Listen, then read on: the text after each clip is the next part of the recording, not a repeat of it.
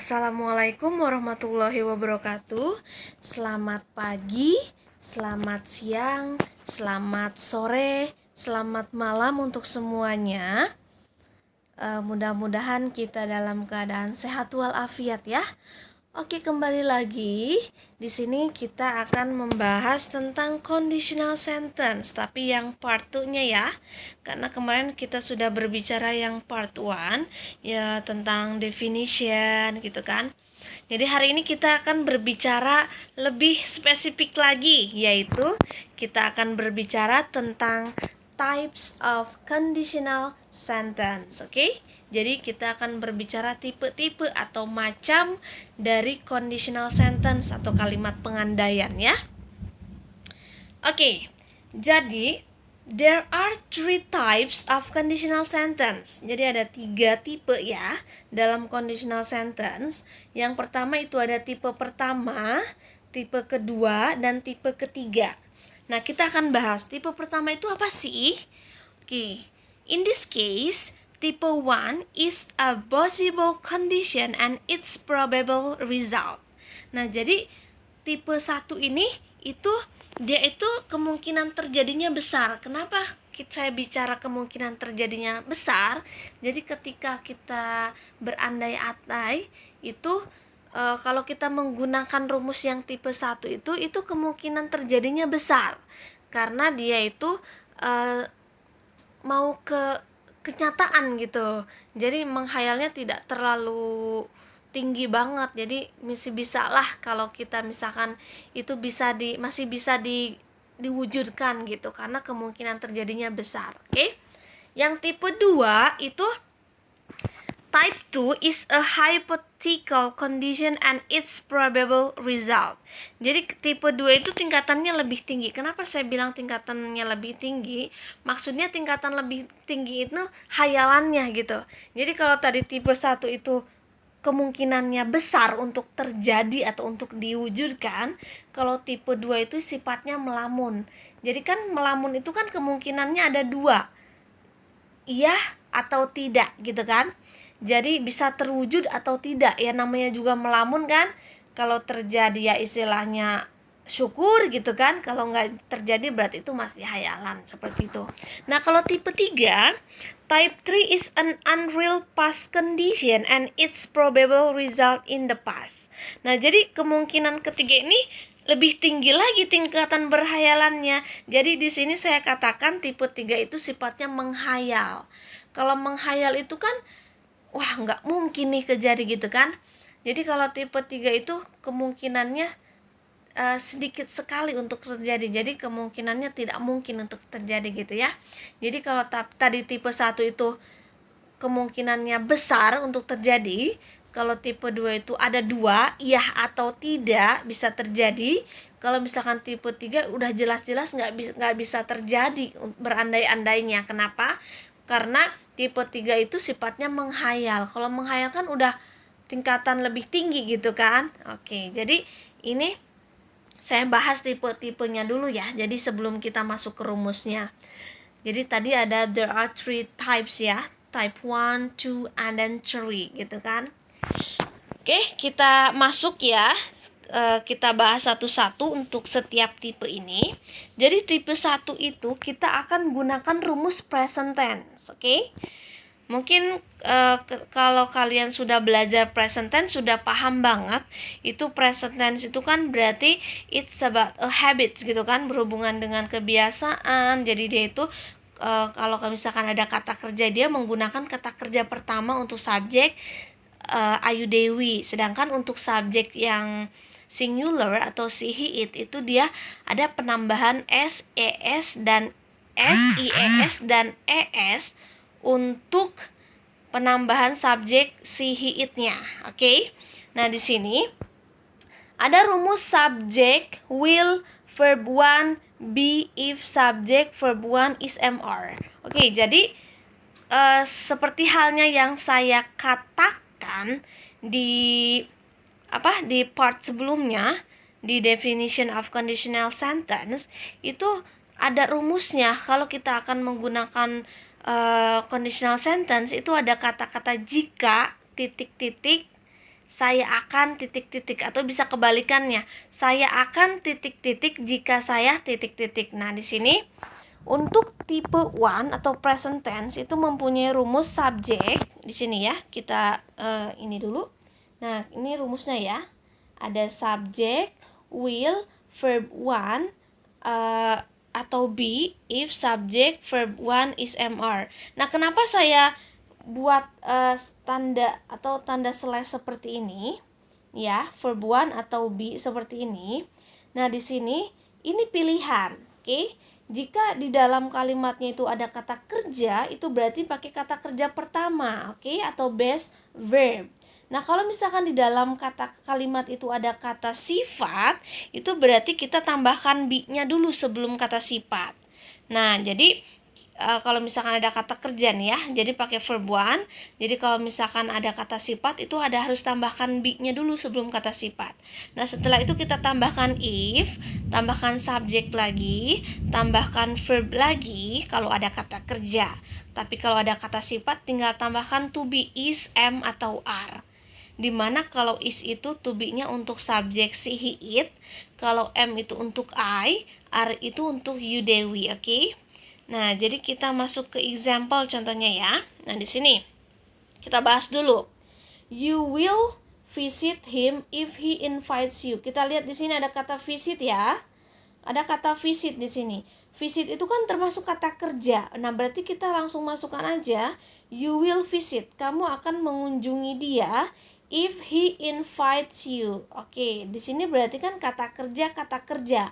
Berarti kita nggak usah tambahkan be karena ini kata kerja. Berarti ini verb gitu ya. Jadi you will visit him if he invites you. Kenapa di sini invite-nya pakai s? Karena subjeknya singular he.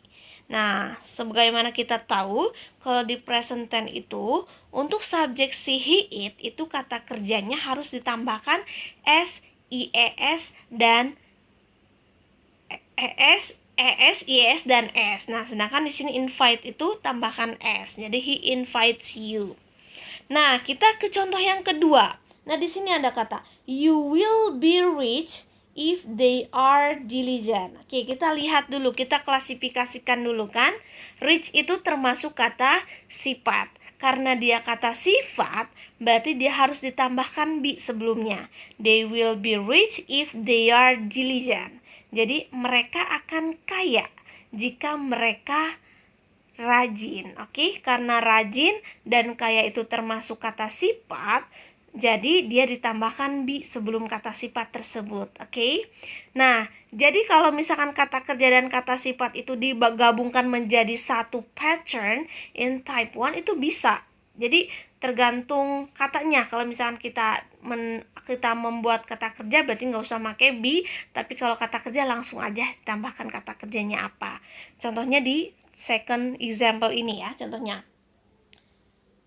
She will be happy if she meets with her husband. Oke, jadi di sini saya jelaskan dulu. Di sini ada happy. Happy itu berarti kan kata sifat. Berarti dia gunakan kata be sebelum happy-nya ya. Berarti she will be happy if she meets with her husband. Jadi dia perempuan akan bahagia jika dia perempuan bertemu dengan suaminya.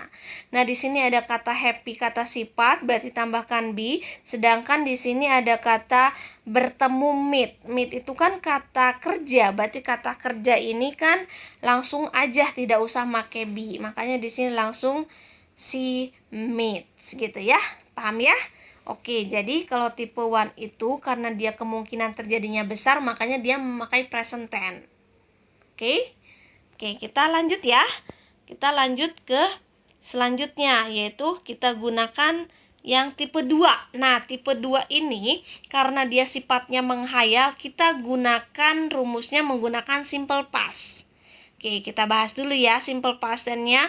Kalau misalkan kamu sudah belajar tentang simple past tense, itu kata kerjanya itu menggunakan kata lampau, kata kerja kedua. Kalau to be-nya itu menggunakan was sama were. Kalau was itu untuk subjek I, she, he, it. Kalau were itu untuk subjek you, Dewi. Coba kita lihat dulu rumus untuk type 2 of conditional sentence-nya ya.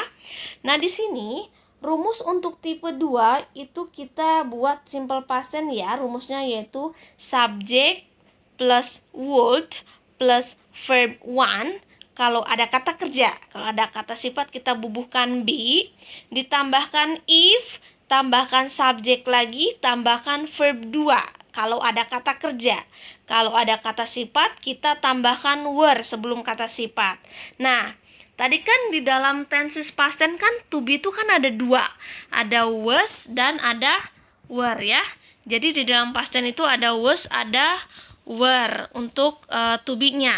Tapi kenapa di dalam conditional sentence itu hanya ada were? Karena di dalam conditional sentence tipe 2 ini tidak mengenal was. Jadi adanya were saja itu sudah ketentuan dari sananya.